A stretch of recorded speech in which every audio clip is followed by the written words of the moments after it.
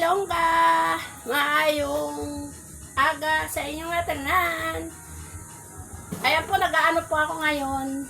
Yung ganap natin dito sa bahay natin ay ganap natin sa buhay. Maglilinis po ako ng kwarto namin. Tapos may pusang nagpapasaway mga kailongga. Kita nyo ba yan? Yan Ayan. Nagpapasaway, nagpapabuyag siya. Nanggugulo dito sa aking sa aking pagwawalis. Ito yung kaganapan natin mga kailongga dito sa kwarto naming maliit. Sa aming bahay kubo. Lilinis ako. Nagsampay na ako kaninang umaga sa labas. Kanina pala. Hindi pa tapos. Pinahangit ko sa anak ko. Kasi dito lang sa loob ihahangir mga kailongga. Please subscribe nyo po ang aking YouTube channel mga kailongga para po ako ay makatulong din sa aking asawa. Kasi ang asawa ko wala siyang hindi. Mali pala yung words na hindi. Wala pala. Wala kasi gaano siyang trabaho, yung lang on call. Gusto ko rin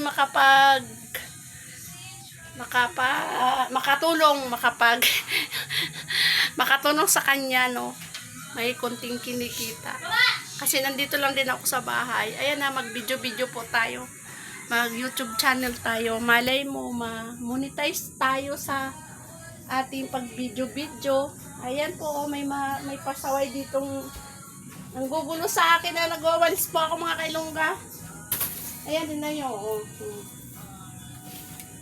Inaano yung walis ko, pinaglalaruan. Ngayon tingnan mo, nagpapakyut. Ayan. Please po, pakisub sa yun. Mamimilipit po yung dila ko. Please subscribe my YouTube channel, Annalyn Coordinate. Para po tayo ay makatulong man lang sa kunting barya-barya na kinikita ng asawa ko. Hindi naman, wala kasi po siyang regular na trabaho. Pag-aano po lang siya, on call, yung tawag-tawag lang. Sana makatulong din tayo sa kanya kasi dalawa na po yung college ko sa pasukan. Nakatapos na po yung aking panganay sa tulong din ng pagsisikap. Tulong ng ating Panginoon na gabayan din tayo kahit wala pong regular na trabaho. Ang asawa ko nakakaraos din po. Ayun, nakapagtapos na i-provide din natin kahit papaano yung mga kailangan ng mga anak ko. Kailangan niya sa graduation.